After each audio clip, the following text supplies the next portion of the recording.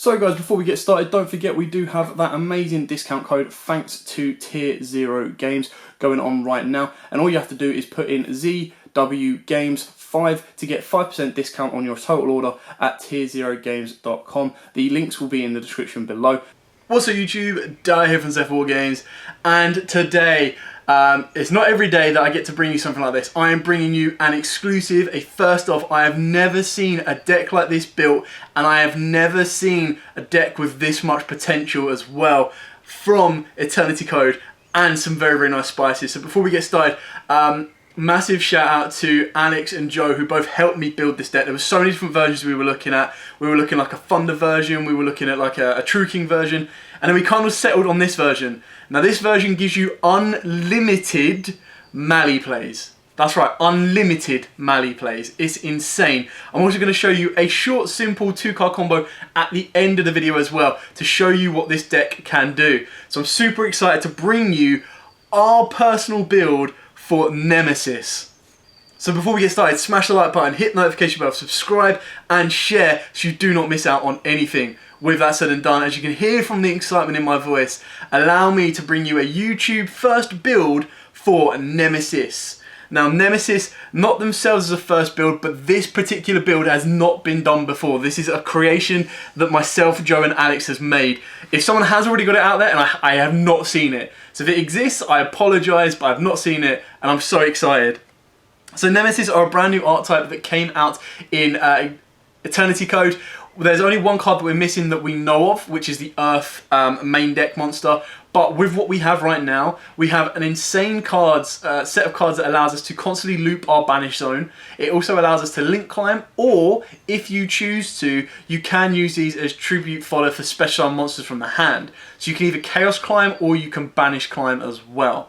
With that being said, we start off with triple Nemesis flag. So this is the best card of the Nemesis archetype themselves, of the lower levels. So, all the Nemesis share the same effect of the main deck lower level monsters. You target one of your banished monsters, accept itself, and special summon this card from the hand, and if you do, shuffle the targeted card into the deck. That is how you loop Malicious. Activate Malicious, banish. Imagine if that card was at 3. You just have so much fodder, it's unreal. Even at 2, it's just as good, but it's a little bit susceptible, because as soon as it loses one copy, you're kind of like, cool, I've got to overextend a little bit to get it back. Flag is the best one because during your main phase, you can add one Nemesis monster from your deck to your hand. Now, because it says Nemesis monster, and the arch Nemesises, these guys here, contain Nemesis in their name, I am 99.999% sure you can search it off with flag as well, so you can search out your boss monsters. We've then got double of each of the others, so you've got double Corridor and double Umbrella. Both of them share the exact same effect of being able to target a banished, special summon itself, and then spin it back into deck. But their own individual effects is Corridor is you target one of your banished Nemesis monsters, accept itself and add it to your hand. And Umbrella is target one of your Nemesis monsters in your graveyard, accept itself and add it back to your hand. So it doesn't allow you to kind of extend your board or search out what you need as much as the Fire Flag does. But it does give you those abilities. So for example, if you've already played the Fire Flag your turn 1, which is a part of the important combo, that's where Umbrella and Corridor then come in, because then they recycle him. You can only use each effect once per turn, so you want to make sure that you recycle them at the right times. And then finally, because they're searchable for flag, you've got the one Protoss and the one Escartos. If it turns out they're not, you can bump these up to 2s. This one can actually be searched out by Melody Awakening Dragon because it meets the requirements of 3k and 25. This one is sadly a worm. Now, Protoss can't be normal summon set, both of them can't be normal summon set. You banish 3 monsters with different attributes and different types on this one. Then, neither of them can be destroyed by card effects. You declare one attribute or one type on the field, and you destroy all monsters of that attribute or type. And then, until the end of the next turn, neither player can special summon monsters of that type or attribute. Attribute and type. So basically what it does is if you know exactly what your opponent's playing, for example, if they're playing Adamantitators, if you go second, you use this to nuke your opponent's board, and then technically not going to get a next turn. If you can get an Earth or a Rock monster, which becomes a little bit more consistent when we get the new Nemesis, which will probably be coming in Return of the Duelist, hopefully, you can then destroy it on your own field, turn 1, and lock your opponent out, and they're like, cool, I ain't got a turn, pass, and then you're sitting on a 2500 beater. And because you can loop that Nemesis, you can particularly lock down Thunder decks at the moment, Aqua decks, Pyro decks, and then you can also use in other monsters, you can lock out like Cyverse, Spellcasters, Lights, Darks, Waters, Fires, Winds. You can shut down so many decks, it's crazy, which is why this deck has so much potential. Moving on to the supporting cast of this deck is double Mali. Like I said, this is so good in this deck. I didn't even think about it, and Joe was like, what about Mali? Like, you can actually loop Mali eternally. And I was like, oh yeah, you can. So part of the combo is, as long as you can get this guy to the graveyard, you loop him with Flag. So Flag, you banish summon, Flag puts the banished one back into deck. You then link off the Mali and the Flag on board. Flag would obviously have searched out either Corridor or Umbrella. You then banish the Mali you've just put to the graveyard and the one you've just put back to your deck. Summon the one back from your deck. You've got another Link 2 or a Link 4 if you want it. And then use Umbrella to spin the one back in. So after you've done all your Link plays, you can then still banish the last Mali and bring out another Mali on board. And we do play some very, very spicy tech towards the end of the profile that makes you want to leave Mali on board at the end of your combo as well. To support Mali, you do have a double Vision Hero Vion, purely because it's a warrior, it's dark, it's searchable, and it sends you Mali. Now if you wanted to, you could put a Polymerization in the deck, and then this could banish one to search out. If you open up 2 of these, you then put the Mali back into the graveyard, back into the deck, and off you go again. But the idea is he's literally just there as another Foolish Burial kind of sort, which is why we also play Armageddon and Greffa as well. And then the one Shadow Mist, because if you Foolish Burial or send this to the graveyard, you can search out your Vion, so it gives you a bit of consistency that way. If you special summon it, it gets you your, at the end of the profile, it gets you your quick play spells. Alright, come on guys, we play one of the quick plays, come on. Why would you not play a quick play, you know, Marsh Change in this deck? It's crazy, right? So Shadow Mist is very, very important on this one. You don't have to play him, but he just gives you a little bit more consistency. And then finishing off, we've got the Destiny Hero Plasma. The reason we got the Plasma is because it just tributes 3 monsters. So we actually play one of the new cards, Link Cross, in the extra deck. So you can end your board on a Plasma, plus you can also end your board with one of the big boss monsters as well, because you're using them as fodder to kind of get these cards out. If you want to make it a bit more consistent, in form of Shadow Mist, you can actually go for like Stratos. And Stratos works just as well. It's just the issue that Stratos takes up your normal summon. And you kind of want your normal summon to be Vion, ideally. The other cards you can play to support this is you can play Aloof Lupine. And Aloof Lupine actually works incredibly well with Triple Necroface. Because imagine, if you open up Aloof Lupine and Necroface, you normal summon Aloof Lupine, banish Necroface from hand, banish another Necroface from deck, banish 10. Like, you've already stacked your deck up ready to go. So then if you've got any of the smaller Nemesis in hand, you just go Special Summon, Special Summon, Special Summon. You've got 5 levels on board. When we get the Earth one, you can actually make 5-headed dragon very, very nicely and easily with all its different attributes as well. So you've got a lot of consistent plays, and Necroface is insane in this deck because it banishes face up, and then if you banish too much or you banish your core cards, you just normal summon Necroface, bring them all back. Not you really need to, but it does give you a lot to play with.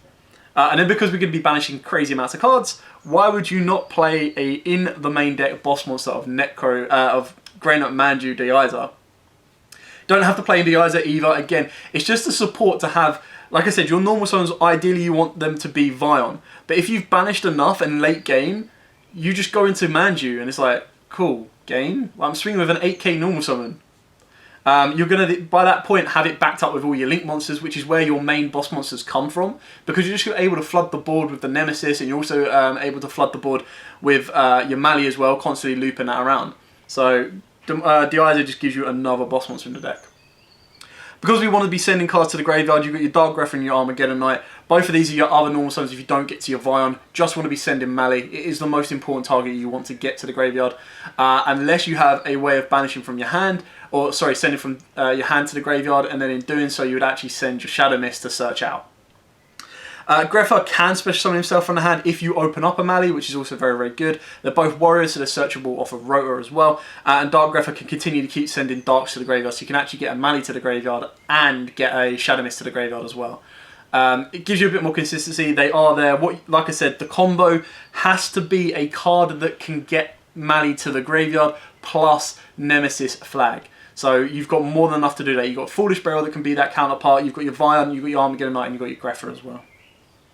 Onto the spells, just a card that I personally play. You don't have to play this. This is a card that you'd probably tech out, is Triple Monster Gate. Now, there's not a lot that we actually want to mill, in a sense, because a lot of them are going to be able to be normal summoned, except the big Nemesis monsters. But the idea of this is just to be able to turn one of your current monsters into another monster. So that allows you to like basically turn a Vion into a Gremanju, or turn a Vion into a Shadow Mist to search you out your quick play. It could turn into an Armageddonite, it could turn into a Greffa. It just changes up your board state. So once the monsters have done their duty of sending a card, they don't really have much more use apart from being that fodder for the graveyard or the banish effect of the big Nemesis and link climb fodder. So you ideally just have the ability to use Monster Gate to get rid of it, bring out the next monster you might need, which is why I've teched this in. But you can easily take this out for the Aloof Lupines, or you can bump your Corridor and your Umbrella back up to 3. Then of course we've got Triple Mask Change 2. Now the reason we've got Mask Change 2 is it actually, you could just go with normal Mask Change, but with Mask Change 2, not only can you discard, which is great because you can fill up your graveyard for your banish effects, it also allows you to turn cards like Armageddonite and Greffa into Darklaw. So it does give you a bit more consistency. It also means if you wanted to, you can also turn Umbrella into Acid, and you can turn Corridor into one of the Wind ones, and you can also turn Flag into one of the Fire ones as well. So it gives you a lot more consistency with the deck. Then of course we've got Triple Allure of Darkness. You want to be banishing, like you don't mind banishing your Necroface off of this. Once you've normal summoned your Vion and done its job, you don't mind banishing that off of it. If you do get into a melee and banish it, as long as you've got a Nemesis in hand, you just put it back in. So you're not actually negging off of a lore at all. Triple Call by the Grave, because you want your effects to go off. You want to be able to get the Foolish Burial done. You want to be able to get your cards into the graveyard. You want to make sure you don't get ashed hard. And then a lot of one-offs. We play the one Nemesis Stria. You target one Nemesis monster in your graveyard or is banished and special summon it. If its original level was 11, it can't activate its effect until the end of the next turn. So it basically means you can't Monster Reborn one of your big monsters and then nuke your opponent's board, which would be stupid. But it still allows you to Monster Reborn a level 11, or you bring back some of your other Nemesis that have already used their effects and just extend your link plays further. The one Gold Sark. Banishing anything. So banishing anything makes your Nemesis live in hand. Banishing Necroface makes them even more live. And then if you normal summon a Gremanju, you go, yay! You could put DD, is it DDR, the equip spell that lets you target a banish, add it back to hand. Easily play that if you want. Entirely up to you. We've then got the one Reasoning, because we play loads of different levels. The Nemesis themselves are 2, 3s and 4s. We've got a 6 in Malicious. We've got 11 in the in the Arch Nemesis, and then we've got 3s in Gremanju. So you've got enough to root around with a Reasoning, and it's a 1-card extender. We've then got the Foolish Burial. Like I said, we want to get cards to the graveyard.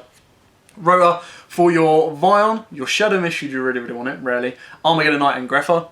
And then the Monster Reborn, again, Foolish Burial. Any of your cards, bring them back to either extend, or of course bringing back your best target in the deck being Shadow Mist to search out your quick play as well. So like I said, I have not seen a build like this for Nemesis. I've seen a couple of Lightsworn versions. I still haven't seen anyone put together like a Dino version, or True King version, or a Thunder version, which are very much playable, but they're a little bit less consistent to this. And like I said, I'll show you the combo at the end just to show you the consistent and how this can work together. Moving on to the extra deck. I'll start off with the optional engines first. So the optional engines I've got currently are the Charmers. So you either play the Charmers Wind, Fire and Water, all to use your Nemesis. Now they're very, very specific because you need to use the Nemesis are the only cards in the deck that you play to make these. But this one, Heater is probably the most consistent because a lot of people are playing Ash right now.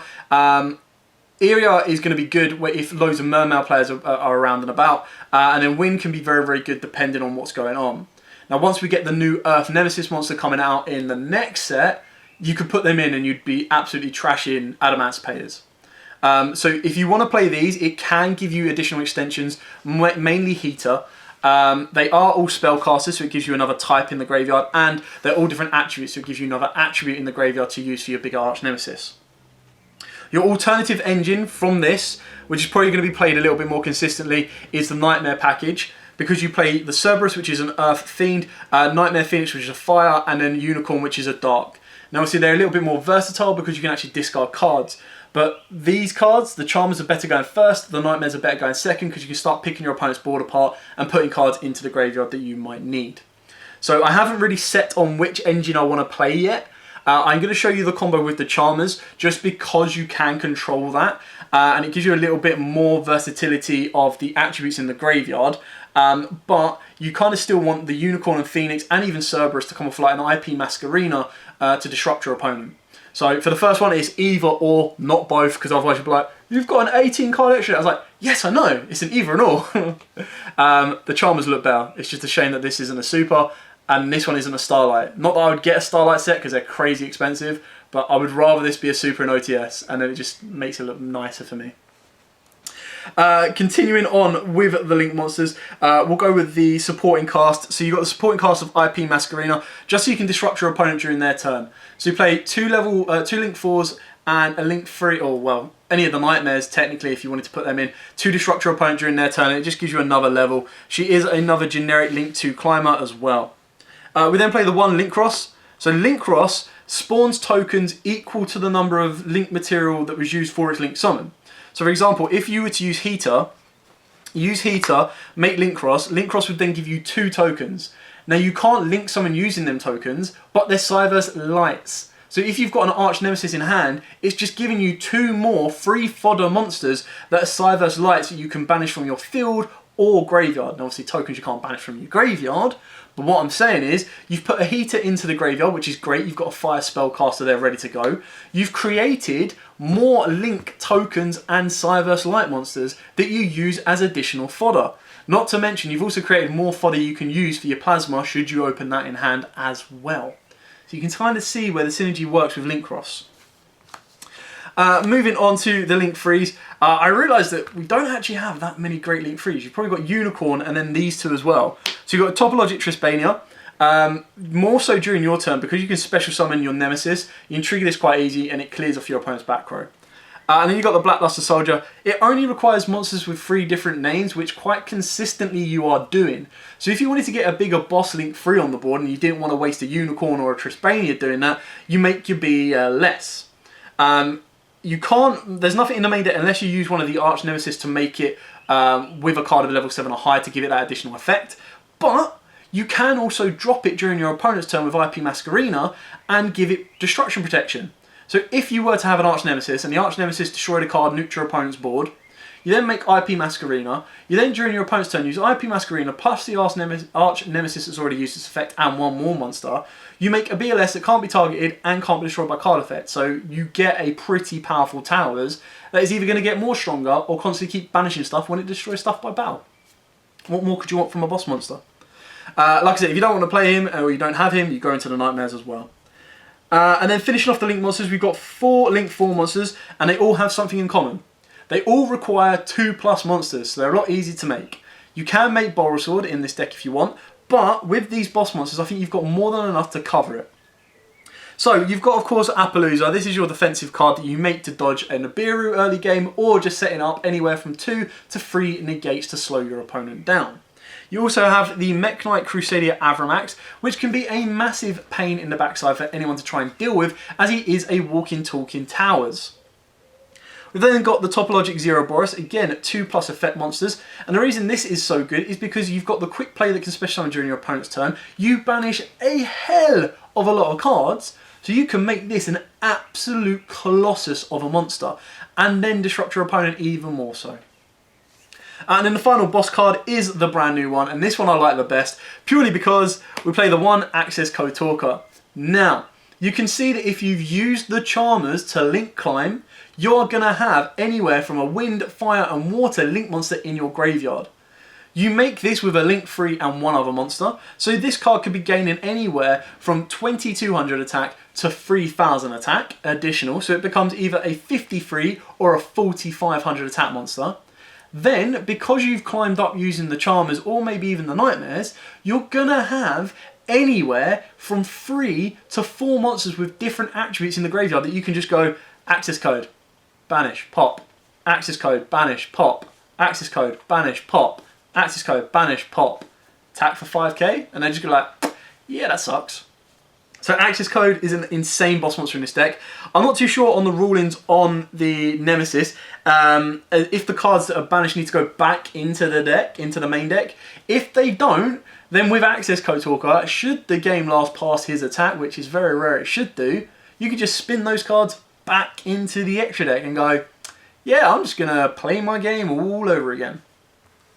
And then finishing up the extra deck, we do have the one Masked Hero Dark Lord. You're going to be playing this off of Mask Change 2. You've got a lot of consistent targets to do so, and this is going to get you where you need to go. The one Anki, mainly not so much for its first effect of being able to attack directly, though that is very, very good. If you run into time and your opponent's like, okay, cool, I'm not up on life points, or I'm up on life points by less than 1400, you just make Anki and then attack during the battle phase directly, and it's like 1200. You go, cool, I got game. You tried to cowboy me, you passed thinking you wouldn't get caught. I'm just going to rush to battle phase, and as long as I've got a monster and a quick play to use it, I'm going to turn it to Anki. I'm going to win the game. But when it does destroy a monster by battle, you get to search out a quick play. That allows you to search out your Mask Change 2, which means during your opponent's turn, you can actually try and adapt it a little bit more. The only issue with your Mask Change 2 is, I believe, it has to be a monster and turns it into a hero monster of a higher level. So you can't turn Anki into Dark Lord, but you can turn a Dark Lord into Anki. And then finishing off our heroes, we've got the one Acid, best water Mask Change monster, nuke all your opponent's back row, especially with Eldritch running around as well. So this is a nice card. You don't really want to give them a pop in the end phase. It's not a nice thing to do, or a search during the end phase. But you can clear off any of their counter cards that are going to interrupt with you, like Conconstable or something like that. And then finally we've got the one Masked Hero Blast. Again, being able to bounce back row, you've got the wind monster. You can minimise this engine should you wish to include the Nightmares. But this deck kind of works nicely for me, and I really, really enjoy the potential this deck has. And that, ladies and gentlemen, is that. I hope you liked it. I'm super excited about this deck. It's so, so fun. And I'm really looking forward to getting this a good running competitive play. Again, massive shout out to Joe and Alex for helping me build this deck, getting this version together. I've put in my own little personal text. They've got their own personal text as well. But this deck is insanely fun. So, as promised, before I run off, I'm going to... There we go. Lighten up the camera for you a little bit. Right, so to start this combo off, this loop combo, you need Nemesis Flag. He is the must-have. But then after Nemesis Flag, all you need is a card that will get a card to the graveyard, and it can be your normal summon. So it can be Vion, it can be Grepher, it can be Foolish Burial, it could even be Armageddonite. It could technically be Rotor if you have the ability to search it and you don't get ashed. So, the way this combo works is you will normal summon your Dumper, which is exactly what I'm going to call it. So we're going to go with Vion just because it's a hero and I like playing with the heroes. Vion's effect is going to go off to send your Mali from your deck to your graveyard. You're then going to banish this Malicious to special summon the Malicious from your hand. Now, if you, not from your hand, sorry, your deck. You don't want to see Malicious in your hand. You can then choose to link these two together if you want to, but the better play would be activate Nemesis Flag, special summon itself, put Malicious back into the deck. Use Nemesis Flag's effect. Now, if you've got the ability and you know exactly what your opponent's playing, I would say search out one of your Arch Nemesis monsters, because then you can interrupt your opponent a little bit more. You do slow your combo down and you don't get to go or loop as far, but it does give you the ability to kind of go around it. Now, the main card I would say for you to search out would be Umbrella, purely because you're going to add your Nemesis back to your hand. You can't use it, but it is good to add it back to your hand. Then what you're going to do is you're going to link Flag and Malicious together. Now, this is where I say that the Charmers are a little bit better going first. If your opponent's tried to ash you, great, your Heat is going to gain you an additional plus off of that. If they haven't, this is the better one because then you're not losing a discard and pop effect. You could play IP Masquerena if you wanted to, and then that gives you another defensive play as well. You just don't want to overdo it and lose all of your materials too early on. So then for this one, what you do is you're going to banish your Malicious from the graveyard and you're going to special summon your second, technically your third Malicious, because you've done it already.